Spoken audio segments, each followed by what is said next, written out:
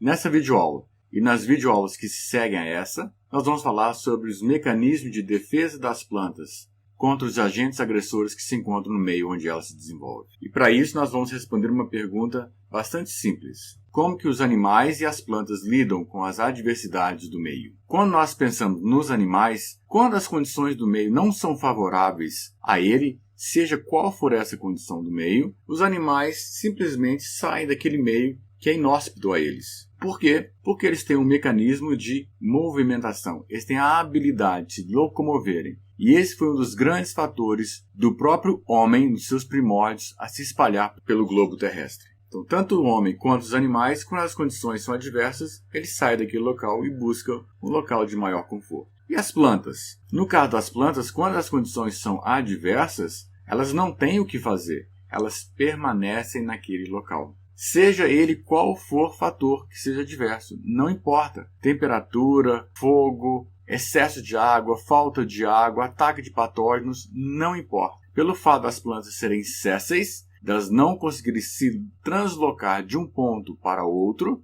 elas têm duas escolhas. Ou elas se adaptam ao meio, ou elas serão eliminadas daquele meio. Não que as plantas não se movimentam. Nós já vimos, quando a gente estudou tropismo e nastismo, que as plantas elas respondem aos estímulos do meio de forma direcional ou não direcional. Então as plantas podem se movimentar, mas isso dentro de um determinado limite, dentro de um determinado parâmetro. Mas em termos de locomoção, de sair do ponto A para o ponto B, não. Ela só faz isso com as gerações futuras, quando ela lança sementes. Assim, ela permite que a sua progênie explore novos ambientes. Mas a planta em si, ela é séssil. Portanto, ou se adapta ou você está fora do jogo. E dentre os diversos fatores do ambiente que interagem com as plantas, que afetam as plantas, com as quais ela obrigatoriamente tem que conviver, são com as interações biológicas. E existem interações que são positivas e existem interações que são negativas. Exemplo de associações positivas são as associações simbióticas, como por exemplo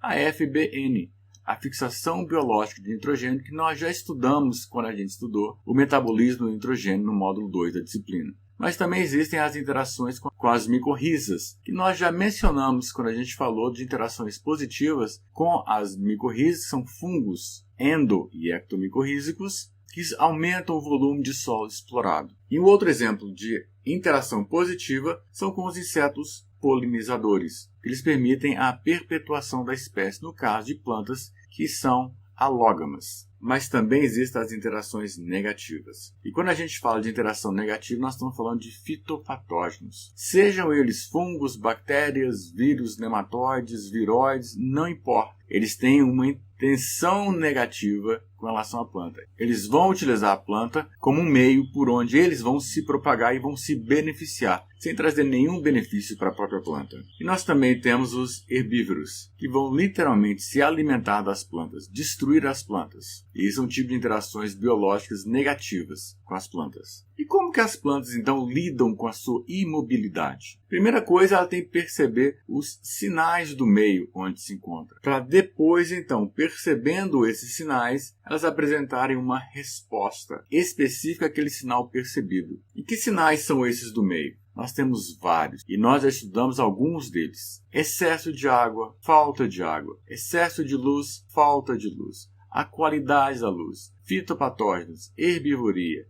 o status nutricional do solo, a alelopatia, temperatura elevada, temperatura baixa, N possibilidades. Aqui só citando alguns. São sinais que o meio emite para a planta. E alguns desses sinais são abióticos, como água, luz, temperatura. E alguns sinais são bióticos, que são gerados por organismos vivos, como no caso da herbivoria e dos fitopatógenos. E quais são as respostas das plantas? Elas variam muito, mas variam em função do sinal percebido. E essas respostas podem afetar o alongamento da parte aérea, que pode aumentar ou diminuir, pode alterar o crescimento radicular, aumentar ou diminuir, pode afetar o florescimento, pode induzir a abscisão, pode levar à senescência, pode induzir a produção de compostos alelopáticos, pode afetar na fase de germinação, pode induzir ou quebrar a dormência, pode afetar a expansão foliar, pode afetar a taxa fotossintética, diminuindo a taxa fotossintética daquela planta, e cada um deles com um efeito, com consequências sobre o metabolismo e o crescimento e desenvolvimento daquela planta. No nosso caso aqui, nós estamos interessados no que acontece quando a planta responde aos fitopatógenos e aos herbívoros. O objetivo aqui é despertar vocês para a complexidade que existe nas respostas das plantas ao meio onde ele se desenvolve. E quando nós olhamos as substâncias que estão envolvidas nas respostas das plantas, que são produzidas em resposta a um determinado estímulo biótico ou abiótico do meio, nós temos, por exemplo, aqui em cima, mostrando a interação com o ambiente externo, seja com agentes bióticos ou seja com agentes abióticos, não importa.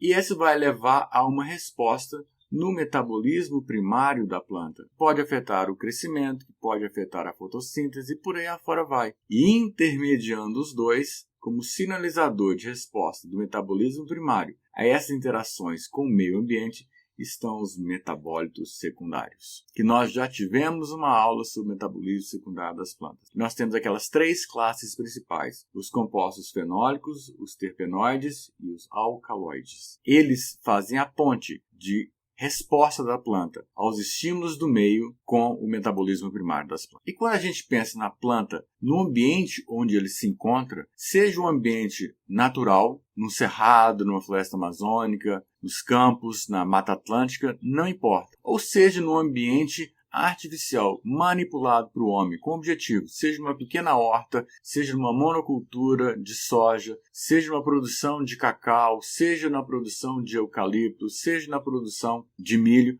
ou seja dentro da nossa própria casa, nos vasos de plantas que a gente cria dentro das nossas próprias casas. As plantas estão sempre, em maior ou menor grau, sendo atacada por insetos e por fitopatógenos. E eles vão buscar todos os meios possíveis e imagináveis de atingir as plantas para satisfazer uma necessidade que eles mesmos têm. Sejam os insetos ou sejam os fitopatógenos. Ou seja, as plantas estão sob ataque constante. E aqui está mostrando um esquema desenhando um processo de infecção por bactérias, por nematóides, por vírus, por afídeos, por fungos e por aí afora vai. Cada um deles afeta de uma forma diferente. Todos os fungos afetam da mesma forma? Não. Dentro dos próprios fungos existem mecanismos de ataque de forma diferenciada. E entrar nesse nível de detalhamento foge ao escopo da nossa disciplina. Mas o fato é, se nós olharmos essa figura como uma representação geral do processo e analisarmos o que a gente chama de the big picture, a visão macro do processo, todo o mecanismo envolve uma sequência de respostas. Primeira coisa que tem que acontecer é a percepção do ataque. Quem faz a percepção do ataque são os receptores. Da mesma forma que a resposta hormonal necessita de receptores, aqui também são receptores que vão acontecer. Podem ser receptores para os próprios patógenos, para a estrutura do patógeno, ou podem ser receptores para subprodutos do processo de ataque, como, por exemplo, quando uma bactéria ataca uma planta, ela pode levar à quebra da parede celular, que libera compostos menores da parede celular, e esses compostos são identificados por receptores indicando que aquela célula está sendo infectada. Então, a primeira coisa tem que haver a percepção do ataque. Se não houver a percepção do ataque, não existe resposta àquela célula